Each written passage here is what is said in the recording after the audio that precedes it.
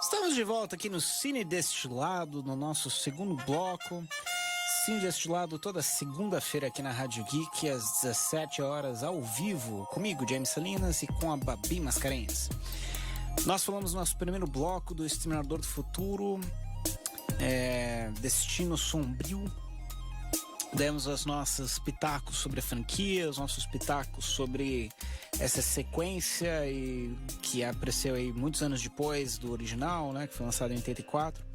E agora temos o nosso segundo filme do dia, que é o Doutor Sono, que também é sequência de um filme lançado em 1980, filme do Stanley Kubrick, que com Jack Nicholson. Se você não assistiu esse filme, assista, é muito bom. É um filme de terror, mas é um filme de terror que dá pra todo mundo assistir. Não tem nada de muito demais assim em relação a gore ou estupros ou alguma coisa muito excêntrica. É só um filme de um suspense pesado com uma parte sobrenatural forte. Se você já assistiu o filme, eu tenho uma informação interessante aqui. O Danny Lloyd, que é o ator que fez o Danny no filme, a ideia de ele falar com o dedinho dele quando ele tá falando com o Tony, né, que é a representação da iluminação dele, né, desses poderes mediúnicos dele. Essa ideia de falar com o dedo foi do próprio ator. Ele bem pequeno, durante a primeira teste dele, ele fez isso. E o Stanley Kubrick tentou proteger bastante esse moleque enquanto estava gravando o filme. Ele não sabia que ele estava fazendo um filme de terror. Isso é interessante quando você assiste o making of do Iluminado de 1980. Você percebe que ele só fala pra ele: agora faz uma cara de medo, né? Então é um garoto que ele demorou 17 anos pra ver, 11 anos pra ver a versão integral do Iluminado, filme em que ele era um dos protagonistas. Ele só tinha visto uma versão muito editada do filme, sem, né, qualquer coisa assustadora, até porque seria ilegal ele assistir o filme completo na idade que ele tinha. Mas eu acho que é um bom exemplo de como a magia do cinema permite que você pegue uma criança que não sabe que está num filme de terror e fazer um dos filmes de terror mais aterradores de todos os tempos. O Iluminado é um filme que deu uma polêmica, porque é um filme baseado em um livro do Stephen King, livro homônimo, O Iluminado, e o Stephen King, ele não gostou da versão de cinema do Kubrick. Ele não gostou porque ele acha que não houve um arco de personagem pro Jack Torrance, o personagem do Jack Nicholson. Ele acha que ele já começa meio como um cara que odeia a família e termina o filme como um cara que odeia a família. Mas isso nos leva àquela discussão, né? O que é melhor, né? O livro ou o filme? Eu nunca li o livro do Iluminado. Eu conheço algumas pessoas que leram e dizem que o final é muito diferente, né? Mas essa é uma discussão muito abordada quando discutindo adaptações para o cinema. Principalmente quando a obra é de um autor que está vivo, que é o caso do Stephen King. E no caso do Stephen King, ele tem 35 longas-metragens baseados nas suas obras. Isso sem contar as adaptações para televisão, que aí sobe para mais de 60 filmes. Então, inevitavelmente, ele é consultado em relação à qualidade das adaptações do material escrito dele. Mas ele também falou que a Wendy do Iluminado é uma das personagens mais misóginas já colocadas em filme. Então ele realmente não gosta. E também não gosta do final, que dá um destino diferente pro Hotel Overlook no filme do que dá no livro. Essa insatisfação do Stephen King em relação à adaptação do Iluminado levou ele a escrever e produzir uma minissérie do filme. São 3 capítulos de 1h30, Isso foi em 1997, foi lançado para TV e aborda vários detalhes e personagens da história que não são utilizados no filme. É um pouco mais monótono, mas olha, se você gosta de Iluminado, acho que vale a pena dar uma conferida nessa minissérie, se você tiver um tempinho. É diferente o suficiente que é uma novidade, mas também aproveita o que funcionou no filme dentro da minissérie, mas acaba sendo com um orçamento um pouco menor, então você pode achar um pouco estranho. E é de 97, né? Então é uma época que os efeitos digitais estavam começando a bombar e faziam umas coisas que hoje envelheceram mal. 36 anos depois de escrever o Iluminado, Stephen King escreveu o Doutor Sono. E ele continuou a história que ele apresenta no primeiro livro. É um dos livros. Muitos dizem que é um dos melhores livros do Stephen King. É com certeza o livro mais direto dele. Acho que tem umas 500 páginas do livro, comparado a outros livros dele que tem 1000, né, pra cima. Ele continua a história do Danny, né, do menino que sobrevive aos ataques do pai no Hotel Overlook. E o Dan Torrance, agora adulto, é alcoólatra. Ele vive como andarilho. Ele foge do seu passado, né? Ele foge de si mesmo e tá tentando colocar a vida em ordem depois de um evento com uma mulher que ele conhece e passa uma noite com ela. E ele acaba encontrando uma outra menina chamada Abra, que tem poderes semelhantes ao dele, poderes mediúnicos. E ele tenta proteger ela de um culto, conhecido como o Verdadeiro Nó. Então o Danny, ele tá lidando com suas visões, né, e o seu passado com drogas, com álcool, quando ele encontra um cara que ajuda ele, e ele acaba indo em reunião de alcoólatras anônimos, e aí tem um pulo temporal no filme. E o Doutor Sono é um filme muito bom, tá? Eu gostei, eu achei que é uma sequência digna do Iluminado, tá? O Mike Flanagan, que é o autor do roteiro desse filme, ele queria fazer um filme que conciliasse os fãs do Iluminado do Stanley Kubrick com os fãs do livro do Stephen King, que achavam que faltava alguma coisa naquela obra original.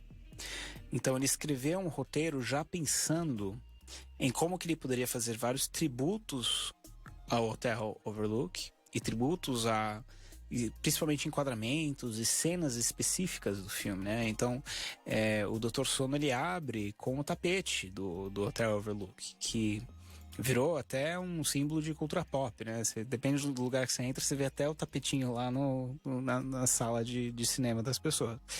Então, ele soube aproveitar bem essas coisas que deram certo e também aproveitou para criar um mundo que é muito mais amplo do que o apresentado pelo Kubrick.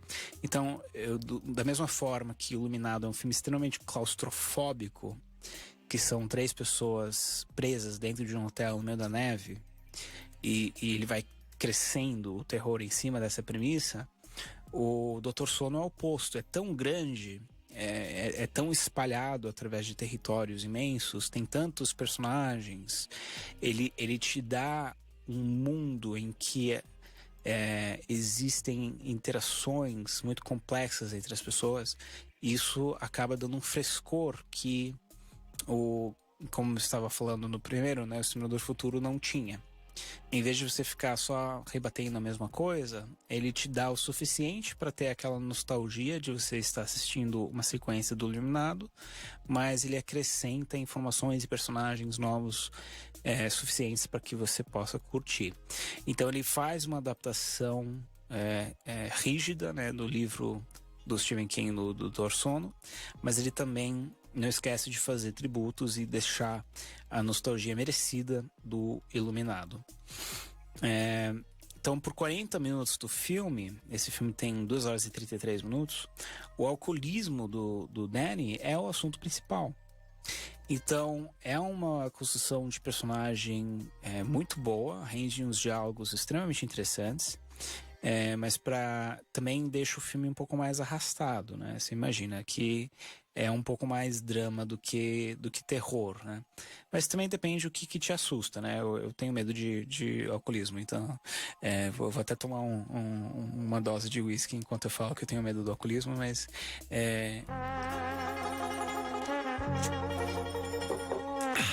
realmente dá um pouco de receio. Mas é oposto da frieza do primeiro filme, do Iluminado, que é uma das reclamações do Stephen King. Ele acha o filme frio, e é mesmo, né? Você não sabe por que o Jack Torrance não gosta da família dele. Você só sabe que ele não gosta, ele é cruel com todo mundo. E em algum momento ele surta e começa a tentar matá-los. Isso é explorado justamente para voltar atrás e consertar alguns problemas, né, do que foram deixados de história, buracos da história do primeiro filme. Então, se você sempre quis saber o que é o Hotel Overlook, por que o Jack Torrance sai para matar todo mundo, por que ele aparece na foto no final, todas essas coisas que por muitos anos todo mundo ficou fazendo teorias, né? Então, Iluminado é sobre como os americanos trataram os nativos americanos, ou é uma fábula da paternidade, ou, né? Então tem um monte de teorias boas, inclusive, né? Tem o livro vermelho do Jung na mesa do começo, em que ele está entrevistando o Jack Nicholson. Então, na verdade, é tudo sobre psicologia. E aí você consegue analisar o filme sob diversas óticas, que só mostra o quanto que o Kubrick era bom no trabalho dele de contar uma história visual e deixar aberto para interpretação. Esse filme ele já faz o oposto. Ele tenta trazer as regras e a história mais para a visão do Stephen King. Então ele te dá uma razão do porquê o hotel existe e por que acontecem aquelas coisas que aconteceram no primeiro filme, justamente quando eles foram lá.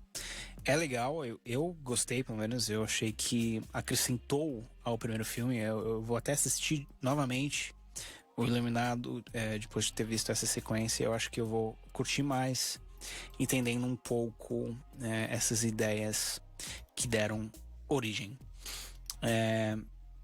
Tem um insight muito legal do Danny Torrance, que aliás é interpretado pelo Ewan McGregor, em que ele relaciona o alcoolismo dele a uma forma de ficar mais próximo do pai. E eu nunca tinha me tocado que no primeiro Iluminado, realmente, né, tem várias cenas em que o Jack Nicholson senta para beber, né? Tem até a questão do bar, que o cara fica servindo ele para beber. Então essa questão do alcoolismo eu acho que estava no livro e se perdeu um pouco no filme. Pelo menos eu nunca tinha reparado da forma com que é feita nesse filme. Então ele acaba tendo essa ligação com o pai dele de que os dois foram tomados pelo alcoolismo. Então é uma linha interessante, é uma linha dramática, é uma linha diferente para acrescentar em 40 minutos de um filme de terror de 2 horas e meia.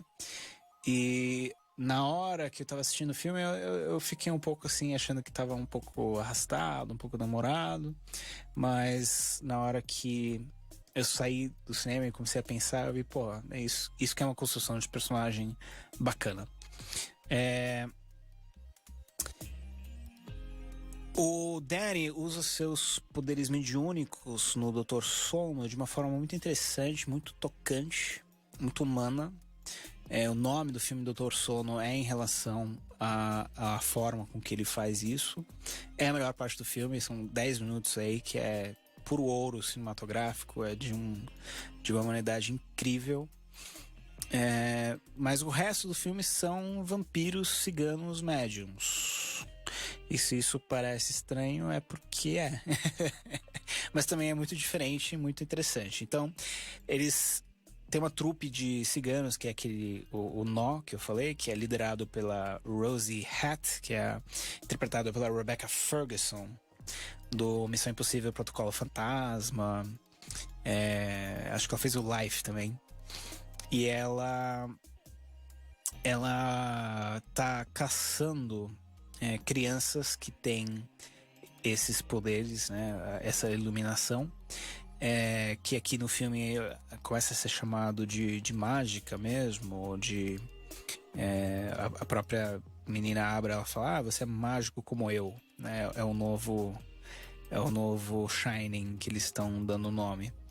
E ela tá caçando essas crianças para tirar um pouco da força vital deles, para eles conseguirem continuar vivos. Então tem uma trupe de ciganos vampiros médiums que ficam caçando essas crianças para poder captar esses poderes. Então tem um lado aí que é um monte de novidade, que não tem nada a ver com o Hotel Overlook e as coisas que foram apresentadas lá, apesar de continuar no mesmo mundo e com as mesmas regras.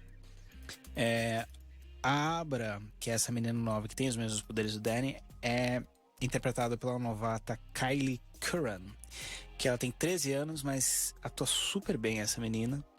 Ela faz uma personagem complexa, muito interessante.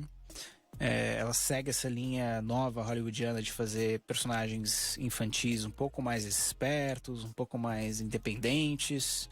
Eu comentei isso na nossa análise do filme Luz no Fim do Mundo, né? Que você tem uma menina aí que toma decisões, que comete erros e aprende com eles, que está envolvida em conversas de adultos e pode ter opinião própria. Então é legal isso, né? Que agora a criança nos filmes não é só um chaveirinho, um objeto aí que tem que ser arrastado do ponto A até o ponto B e protegido, né? Essa é uma personagem muito complexa, ela tem malícia, ela tem esperteza e ela é perigosa. Além disso, e mesmo ela não sendo uma vilã, né? Ela sendo uma das personagens de heroínas do filme. Mas ela tem poderes muito acima da média, mais fortes, inclusive, que do Danny. Então, essa trupe de ciganos vampiros médiums começam a caçar ela.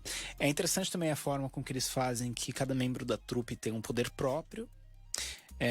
Não é muito explorado, né? Porque tem vários membros da trupe e alguns deles acabam adquirindo um papel mais secundário na trama. Mas a Rosie, que é a Rebecca Ferguson, é bem explorada, tem bastante coisa dela. Aliás, é uma boa vilã. Eles dão uma motivação clara para ela. No cinema americano é meio difícil você ter mulheres vilãs que tem uma motivação clara e que você consegue se identificar, ou pelo menos entender o que ela está buscando, né? Você não precisa concordar, mas precisa entender para você ficar mais envolvido na trama. E esse é feito muito bem nessa obra. Então, também tem uns outros personagens secundários que você sabe quais são o poder e é usado, pincelado durante o roteiro, mas não é extremamente útil. Eu até queria ver mais disso, talvez em uma próxima iteração. Eu acho que esse filme vai ganhar bastante dinheiro, porque é bem legal de assistir, é fácil de assistir. E eu só consigo imaginar que as pessoas sairiam recomendando esse filme, não falando mal. Mas a Abra, essa menina nova, pede ajuda do Danny para se proteger do culto. E isso gera um interessante jogo de gato e rato, assim, em que fica um caçando o outro e fazendo armadilhas, e é tudo usando os poderes mediúnicos. Eu não tinha visto algo tão interessante de poderes mediúnicos desde que eu assisti Scanners, do David Cronenberg, de 1981. Que, aliás, teve uma sequência, Scanners 2 e o Scanner Cop. Mas eu nunca mais vi nada dos Scanners. Acho que caiu um pouco em desuso, porque era poderes mediúnicos com um pouco de gore. Mas é um filme legal também, se você gosta de coisas de médium.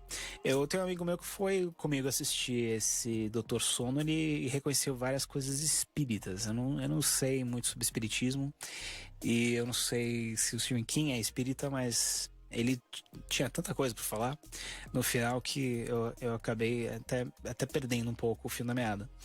Mas o terceiro ato do Dr. Sono é onde os fãs do Iluminado vão vão realmente começar a enfiar pipoca no rosto, porque é um tributo ao trabalho do Stanley Kubrick, até copiando planos e copiando, reconstruindo cenas do primeiro filme com novos personagens.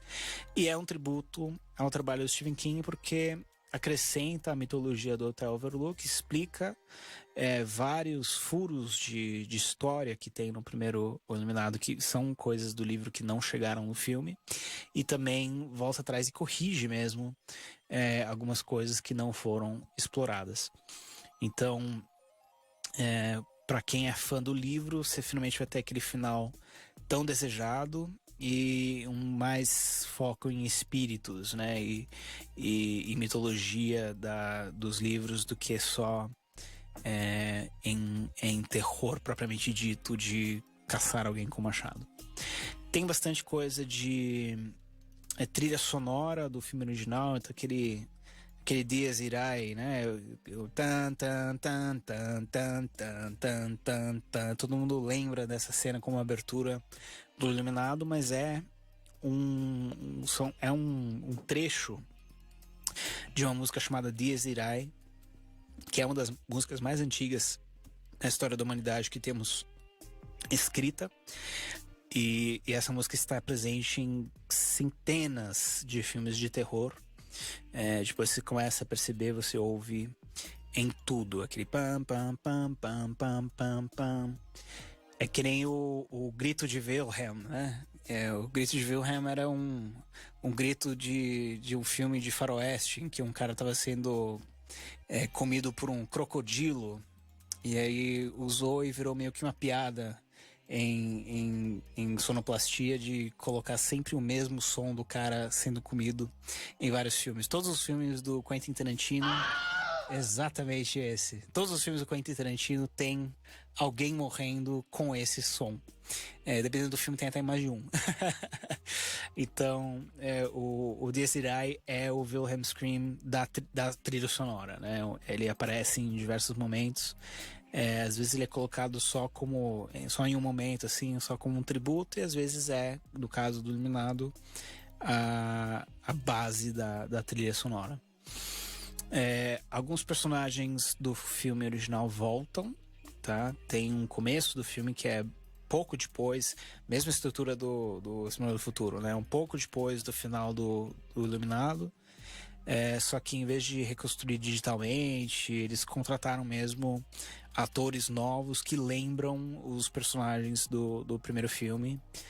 Não chega a ser canastrão, não chega a ser uma imitação, né, dos personagens, mas tem feições e maneirismos que lembram eles o suficiente para você saber quem é quem já de cara. Então, para fãs de O Iluminado, novamente, tem esse detalhe a mais que faz o Dr. Sono ser bem legal.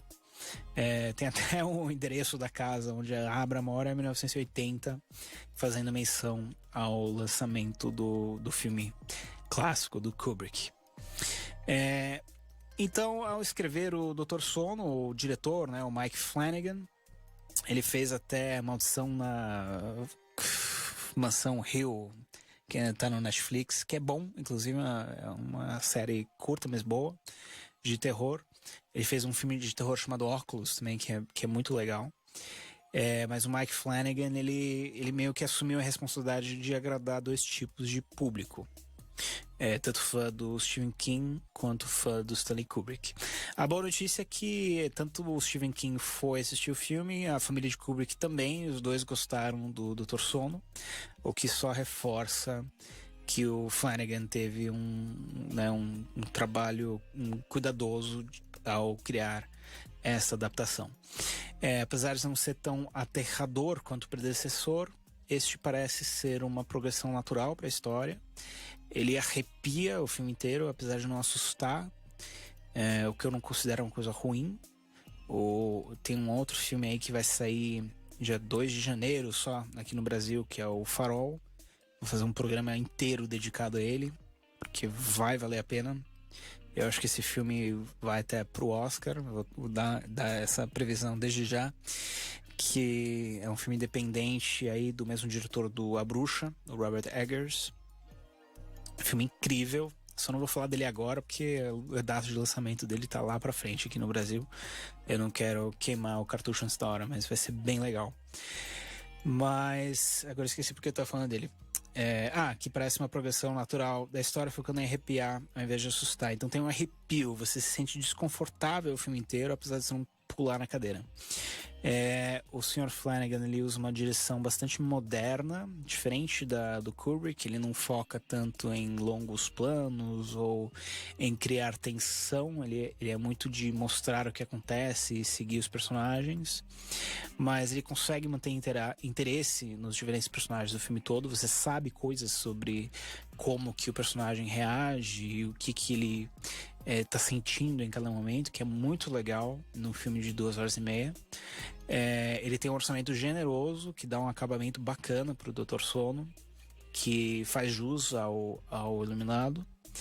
E acaba sendo uma junção de nostalgia e tributos com material e sangue novo, deixando ainda um espaço para fazer uma nova franquia nesse mundo, que pode ficar longe do Hotel Overlook, daqueles personagens, sem ficar estranho, né?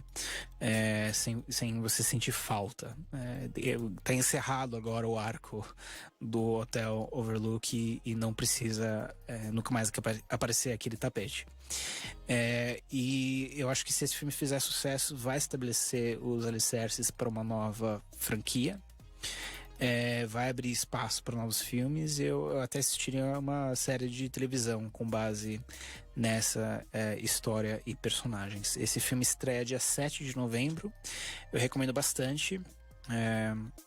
Eu dei 3,5 de 5 nesse eu quase dei 4. Só não dei 4 porque eu assisti outros filmes de 4 esse ano que não daria pra aumentar esse. Esse é um pouco arrastado aí durante os 40 minutos. Mas é bem diferente. Eu tô com o gostinho bom dele na boca ainda. Eu vou dar o selo de aprovação Cine Destilado para Doutor Sono. É isso aí, galera. Então, semana que vem, eu espero que nós vamos ter um convidado muito interessante aqui. Eu tô tentando fechar essa programação ainda. Senão nós vamos falar de mais filmes nacionais e mais filmes de lançamento da semana. Deem feedback de vocês, se vocês gostaram desse programa, desse formato, dos filmes escolhidos para falar. Se vocês estiverem no YouTube, não esqueçam de deixar comentários e se inscrever no canal da Rádio Geek. Queria agradecer aqui o Gabriel Pazotto pelos seus trabalhos técnicos, sonoplastia, operação de mesa, pilotando a Enterprise, ajustando o ar-condicionado e todas as outras coisas que ele faz por nós aqui no programa. Cine Destilado toda segunda-feira às 17 horas. Não esquece de seguir a gente no Instagram, @Cine Destilado. Pode mandar sugestões de pauta, sugestões de filmes pra gente conversar. Nós gostamos de todo tipo de cinema e estamos dispostos a falar sobre tudo. Muito obrigado pela sua audiência, pela sua companhia. Meu nome é James Salinas e você está na Rádio Geek, apaixonados por cinema.